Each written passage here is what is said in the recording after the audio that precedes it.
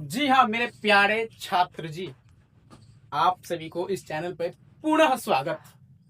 मैं बता दूं कि आज के वीडियो में क्या आने वाला है, बहुत ही खास आने वाली है। क्या आने वाली है सर? बहुत ही खास। क्या आने वाली है? तो बहुत ही खास क्या होगा? तो सर समास में हम लोगों ने एक वीडियो देखा था और उसमें बोल दिया गया था कि नेक्स्ट वीडियो बहुत जल्द ही अपलोड कर दिया जाएगा। सो वो दिन भी आ गए जिस दिन का बेसब्री से इंतजार था। तो शुरू करते हैं हम लोग समास को। किसको शुरू करते हैं? समास को। तो यदि आप इस चैनल पे नए हैं तो इसको सब्सक्राइब करें, इसको समझें, देखें इसमें किस व्यू से आपको समझाया गया है, बताया गया है। मैं चाहता हूं कि यदि ये वीडियो आपके पास प्रथम बार पहुंची है तो आप इससे पहले वाला समास को देख ले, समास का वीडियो को देख ले, तब जाकर के अभी वाला देखे, तब जाकर के सारा आपका समाज का दुविधा जो संस्कृत हिंदी में था सब का सब दूर हो जाएगा। सो शुरू करते हैं समास। समास में क्या है बाबू? समास में मैंने पढ़ा था कि संक्षेप को समास कहते हैं। इसको कहते हैं बाबू संक्षेप को, संक्षेपीकरण। समास का मतलब ही क्या होता है? संक्षेपीकरण। संक्षेप को समास कहते हैं, या इसमें लिखा दिया गया था दो या दो से अधिक, दो या दो से अधिक जब शब्द मिल करके एक शब्द बन जाते हैं वही हमारा क्या कहलाता है सर? वही हमारा कहलाता है समास। अब इसमें बताई गई थी कि इसके कितने बेटा होते हैं सर? इसके 6 गो बेटा होते हैं। बेटा बोले तो प्रकार, बेटा हम ऐसी इंटरेस्टिंग बने बोलने के लिए बोलते हैं, बेटा नहीं आता है। याद रखिएगा समास के कितने प्रकार है भाई? तो 6 प्रकार है। पहला आपको बताया गया था अव्ययी भाव समास। कौन सी समास? अव्ययी भाव समास। चला जी, ध्यान रखिएगा एकदम बोर्ड पे, रोड पे ध्यान मत रखिएगा। रोड पे ध्यान रखने वाला हमेशा रोडे पे रहता है, वो कभी भी बोर्ड पे नहीं आ पाता है। बोर्ड कहने तो बोर्ड का एग्जाम से भी समझिएगा। तो अव्ययी भाव समास। दूसरा है तत्पुरुष समास। दूसरा क्या है? तत्पुरुष समास। तीसरा हो जाएगा, तीसरा हम लोगों ने क्या पढ़ लिया था सर? तीसरा हम लोगों ने द्विगु पढ़ लिया था, तो द्विगु लिख देता हूँ, द्विगु समास। इसके आगे हम लोग पढ़ेंगे द्वंद्व समास, ठीक। और सबसे उबाऊ जो समास होता है उसको हम लोग 5वां नंबर में पढ़ेंगे। और उबाऊ अभी तक था, उबाऊ अभी तक था, लेकिन अभी के बाद ये इतना समझ में आ जाएगा कि आप किसी को समझा सकते हैं। इसीलिए इस वीडियो को शुरू से अंत तक देखें। और सबसे ज्यादा महत्वपूर्ण तो हमारा 6ठा नंबर वाला होता है बहुव्रीहि, बहुव्रीहि समास। तो इतना बात जो है आपको पढ़ाया गया था, बताया गया था कि अव्यय भाव के प्रथम पद जो होते हैं वो क्या होते हैं सर? तो अव्यय भाव के प्रथम पद जो होते हैं वो प्रधान होते हैं। अव्यय भाव के प्रथम पद प्रधान होते हैं। याद रखिएगा, इसका प्रधान पद कौन होता है? इसका प्रधान पद प्रथम होता है। प्रधान पद कौन होता है? तो प्रथम पद प्रधान होता है। ये भी बताया गया था कि प्रथम पद जो होता है इसका सर, वो उसका प्रथम पद होता है अव्यव। क्या हो सकता है?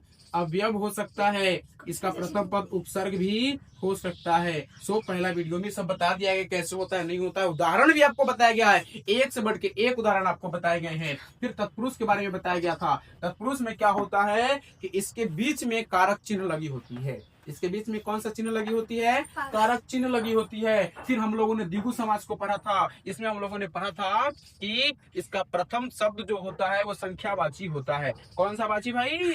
जल्दी बोलो, जल्दी बोलो, जल्दी बोलो। संख्यावाची, ठीक ना? कौन था? संख्यावाची। तत्पुरुष में क्या होता था? बाद वाला पद प्रधान होता है।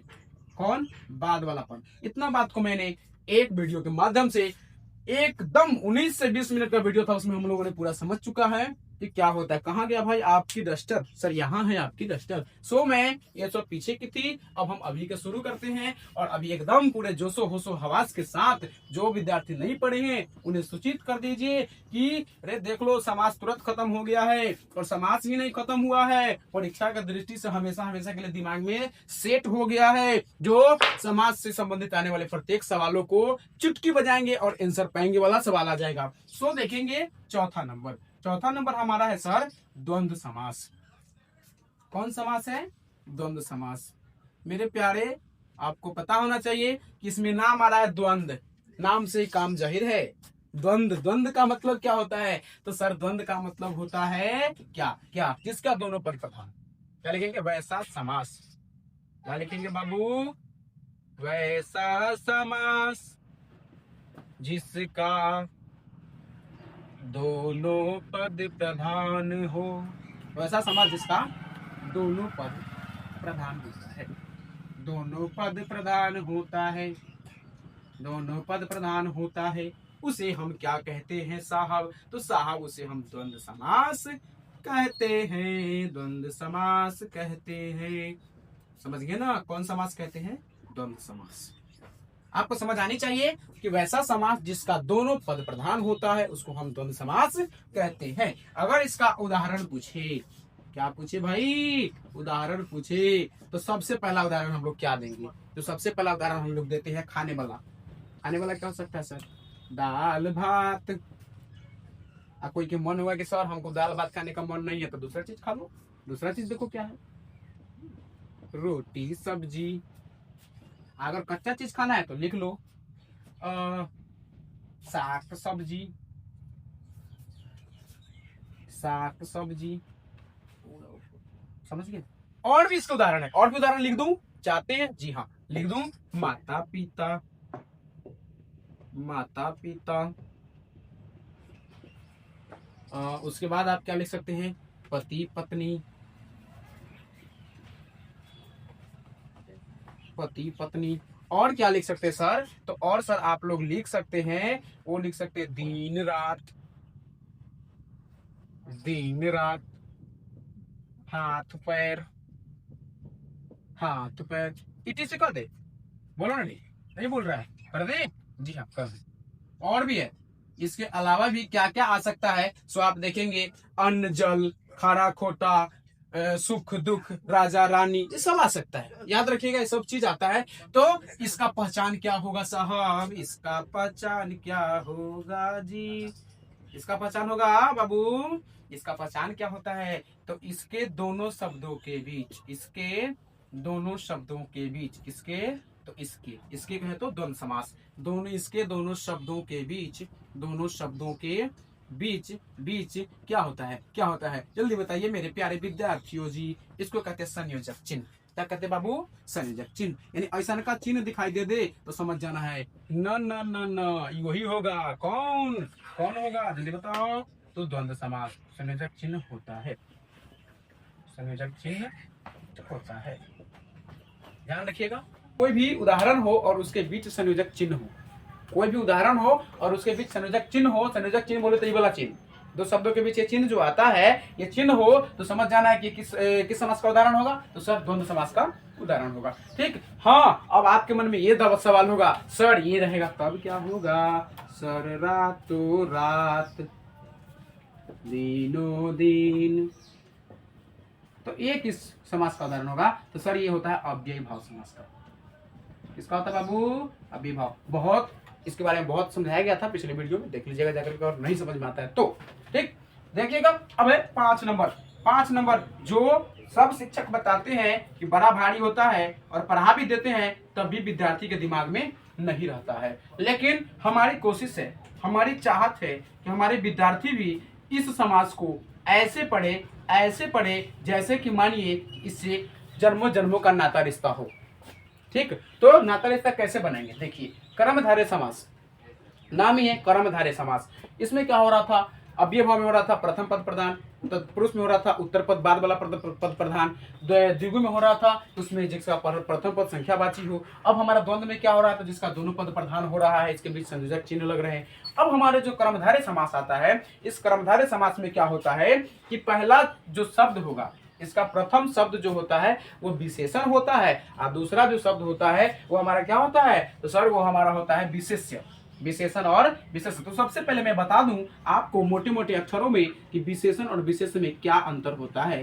पहले इसको समझ लेंगे। जब हम इसको समझ लेंगे तो सर ये समास समझना कोई भारी चीज नहीं है, कोई भारी चीज नहीं है सर। हल्का ही है, देखिए ना 100 ग्राम का भी नहीं है, तुरंत उठ जाएगा, तुरंत उठा लेंगे हम लोग ने। विशेषण और विशेष क्या समझना भाई? विशेषण और विशेष। विशेषण सब लोग पढ़े हैं, पढ़ते आ रहे हैं, बच्चे से पढ़ते आ रहे हैं। विशेषण क्या होता है? हम यहाँ पर एक सेंटेंस लिख रहे हैं। क्या लिखे हैं? आप लोग पढ़ के बताइए। हमको आता है लिखने, पढ़ने नहीं आता है।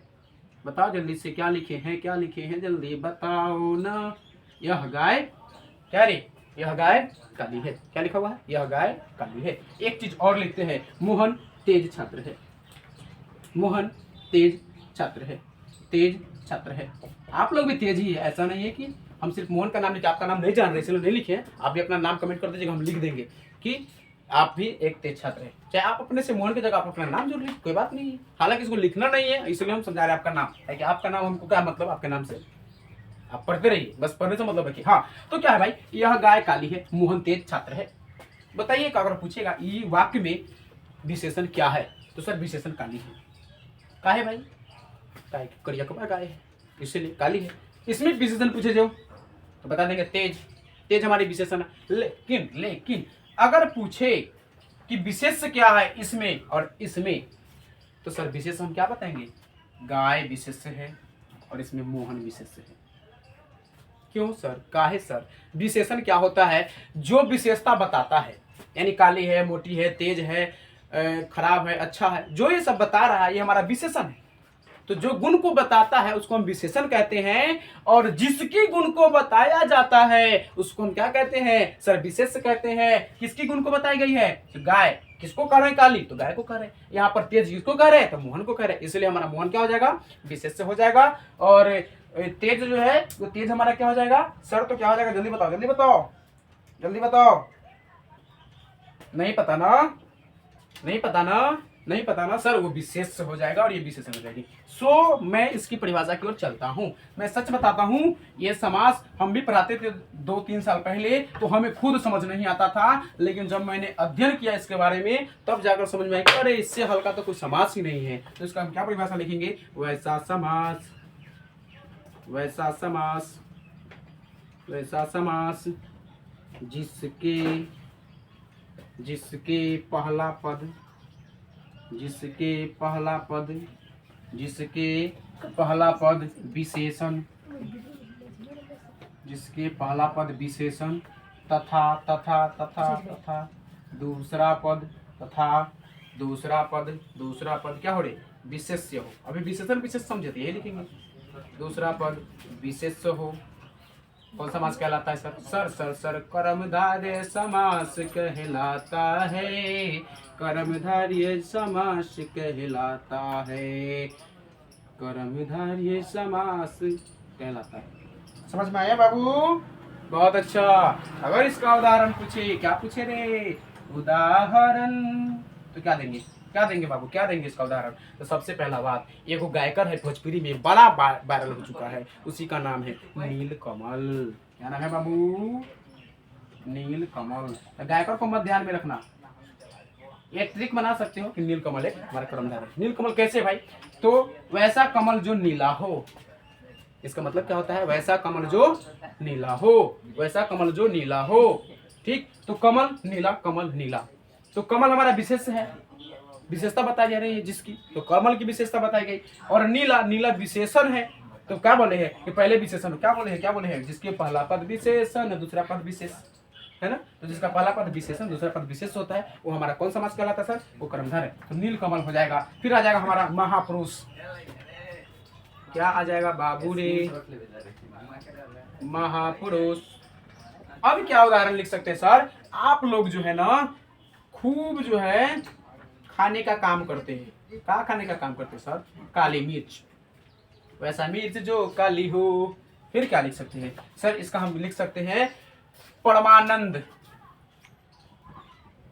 परमानंद, परमानंद यानी परम आनंद। समझ गए ना? परमानंद। और भी इसका उदाहरण हो जाएंगे घनश्याम, घनश्याम, ईटीसी कर सकते हैं। इसके बाद और भी इसके उदाहरण आ जाएंगे सर। इसके और भी उदाहरण आ जाएंगे लालमणि, विद्याधन। उसके बाद आपको आ जाएगा चरण कमल। बहुत आ जाएंगे। तो समझना है कि जिसकी पहले विशेषण और बाद में विशेषता हो उसे हम क्या कहते हैं सर? सर सर उसे हम कहते हैं कर्मधारय समास। ठीक है, जल्दी से स्क्रीनशॉट लेंगे ताकि एक समास बच गए हैं, उसको तुरंत जी। आप लोगों को समास तो चुटकी बन गई है, अब बच गया बहुव्रीहि समास। कौन सी समास बच गए बाबू? बहुव्रीहि समास। देखो बहुव्रीहि समास, बहुत ऐसे लोग रहते हैं जो बहुव्रीहि समास को कैसे बताते हैं। देखिए हम नहीं बता रहे हैं, ये लोगों की मंशा बता रहे हैं। लोग जो होते हैं, एक विद्यार्थी मिला, उससे हम पूछे, कोई समास नहीं पढ़ा, उससे हम पूछ दिए बउआ रे बहुव्रीहि समास किसको कहते हो? इंटर का छात्र था। बोले बउआ रे बहुव्रीहि समास से तुम क्या समझते हो? तो लड़का तो समझता कुछ नहीं था। वो हमको क्या कहा कि सर जे इंसान वैसा समास जो बहुत बीड़ी पीता है उसको बहुव्रीहि समास कहते हैं। देखो अब इससे निकल भी रहा है बहुव्रीहि, लेकिन ये बहुत गलत है। वो इंसान पढ़ाई को मजाक उड़ा दिया। मजाक नहीं उड़ाना चाहिए था, क्योंकि पढ़ाई पढ़ाई होती है, हमारी शिक्षा शिक्षा होते हैं। तो ऐसा विद्यार्थियों को नहीं बोलना चाहिए। ठीक, तो बहुव्रीहि समास क्या होता है? देखिए बहुव्रीहि समास में क्या होता है, इसमें दो पद तो जरूर होंगे, जरूर होंगे 100%। हर समास में दो पद होते हैं, इसमें भी दो पद होंगे, लेकिन ये दोनों पद कहीं अलग होगा और इसका जो मान होगा, इसका जो वैल्यू होता है वो कहीं अलग होता है। नहीं समझे? जैसे मान लीजिए कि हम कोई दो छात्र मिल करके क्या किए, बहुत काम किए, चाहे कोई दो लेबर मिल करके बहुत काम किया। अगर अगर पूछा जाए कि यह काम जो है उन्नति की ओर गई है, यह काम अच्छा से हुआ है, ये किसने किया है, तो वो लेबर का नाम नहीं आता है, वो ठेकेदार का नाम आएगा। हाँ ठेकेदार कैले है, ठेकेदार का नाम होता है। वही समझिएगा, यहाँ करने वाला कोई और होता है और नाम किसी और का होता है। यही हमारा बहुव्रीहि समास। तो कैसे लिखेंगे सर? ऐसे लिखेंगे। कैसे? तो ऐसे लिखेंगे, वैसा समास, वैसा समास जिसका कोई पद प्रधान न हो, जिसका कोई पद प्रधान न हो, जिसका कोई पद